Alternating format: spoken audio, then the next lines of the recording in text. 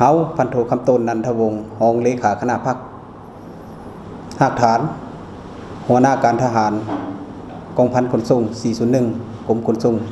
กรมใหญ่พลาธิการกองทัพเนื่องในโอกาสคำนับรับต้อน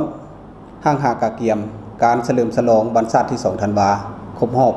50 ปีและคล้ายวันเกิดประธานไกรสอนพรหมวิหารครบรอบ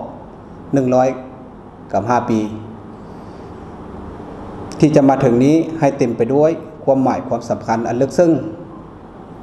สร้างบรรยากาศพดฟื้นและมีความเบิกบานม่วนซื่นก็คือทั่วปวงส่วนลาวทั้งชาติ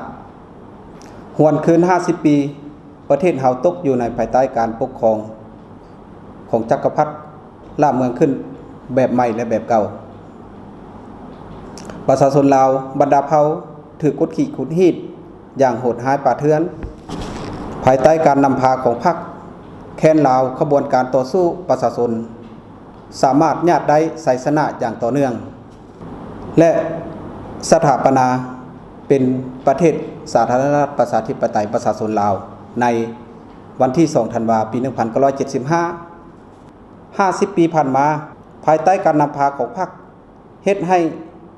โฉมหน้าของประเทศเฮามีการเปลี่ยนแปลงใหญ่หลวงรอบด้านชีวิตการเป็นอยู่ของประชาชนบรรดาเผ่าได้รับการยกสูงขึ้นอย่างบ่หยุดยั้งตลอดระยะผ่านมาคณะพรรคคณะบัญชากองพันขนส่ง 401 พวกเฮาได้เอาใจใส่ชี้นำพาการก่อสร้างหน่วยพรรคปลอดภัยเข้มแข็งหนักแน่นและการสร้างขบวนการก่อสร้างกลุ่มกองนักรบวัฒนธรรมอย่างเป็นขบวนการต่อเนื่องและเคลื่อนไหวเวียกงานวิสาสะเพาะตามพระบทบาทสิทธิและหน้าที่ของกลุ่มกองและมีหน้าที่รับผิดชอบหน้าที่การเมืองของกลุ่มกองมีอย่างเป็นขบวนการฟดฟื้นและมีหมากผลตัวจริงคณะพรรคคณะบัญชาพวกเฮาถือเอาเวียกงานการศึกษาอบรมการเมืองแนวคิดให้พนักงานนักรบในการป้องกันชาติป้องกันความสงบเป็นสำคัญในการป้องกันเวรยามสถานที่ค้ายคูของกลุ่มกองป้องกันให้มีความสงบเพื่อเฮ็ดให้สภาพมีความสงบโดยพื้นฐานพอพันสนิทแน่นอำนาจการปกครองกลุ่มกองอ้อมข้างพ่อแม่ประชาชนเพื่อเก็บกรรมสภาพกลุ่มคนการเคลื่อนไหวเพื่อต้านสกัดการปรากฏการณ์ย่อท่อที่เกิดขึ้นให้ทันเวลารับประกันการลำเลียงขนส่งกวดกาติดตามซ่อมแปลงบรบัตรผัดเซตพาหนะคัน1คัน2ตามข้อกำหนดของกรมคุ้มครองรถเหือวางออกถ้ามีกรณีเปเพได้ซ่อมแปลงสามารถนำใช้ได้ยาวนานเพื่อรับประกันได้หน้าที่การเมืองของกลุ่มกองในการลำเลียงขนส่งเครื่องของวัตถุรับใช้กำลังพลให้แก่กองทัพในทั่วประเทศในระยะนี้สุ่มใส่เวียงงานส่งกำลังเข้าสู่การสวนสนามคำนับรับต้อนวันศาสตร์ที่ 2 ธันวาครบรอบ50 ปี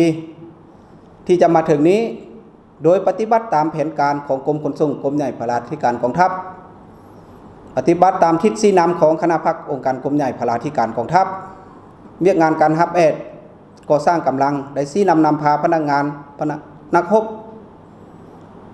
ฝึกแอบห้ำเฮียนทางด้านวิสาสะเพาะเป็นต้นแม่นการฝึกแอบห้ำเฮียนนักขับขี่สำรองให้กลายเป็นนักขับขี่จุดนักฝึกแอบห้ำเฮียนวิสาทางการทหารอมหมฮัดแอบปรับปรุงแบบแผนวิทยาฮิตเวียกแบบแผนฝึกผลกำลังกายเป็นต้นแม่นห้ำเฮียนทางด้านศิลปะยุทธศาสตร์ยุทธวิธีท้ายนี้เนื่องในโอกาสคำนำรับต้อนห้างหากาเกียมการจัดตั้งเฉลิมฉลองวันศาสตร์ที่ 2 ธันวาครบรอบ50 ปีวันคล้ายวันเกิดประธานไกรสอนพรหมวิหารครบรอบ105 ปีที่จะมาถึงนี้ให้เต็มไปด้วยบรรยากาศอันเบิกบานม่วนซื่นในทั่วกองทัพในนามคณะพรรคคณะบัญชากองพันขนส่ง 401 ข้าพเจ้าขอตั้งหน้านายและพลทหารพนักงานนักรบแสดงความอดทนใส่มาบรรดาท่านการนำภาครัฐก็คือการนำกระทรวงป้องกันประเทศจงมีสุขภาพแข็งแรงมีพลานามัยสมบูรณ์กำลังกองทัพประชาชนลาวให้เติบใหญ่หนักแน่นเข้มแข็งและก้าวขึ้นไปอย่างบ่หยุดยั้งจงมีแต่ความสุขความเจริญพร้อมกันเฮ็ดสำเร็จหน้าที่การเมืองของพรรคในระยะใหม่ก็คือการจัดตั้งปฏิบัติเวียกงานวิสาสะเพาะของตนที่การจัดตั้งพรรครัฐและกองทัพมอบหมายให้มีผลสำเร็จอย่างจบงามตลอดไปขอขอบใจ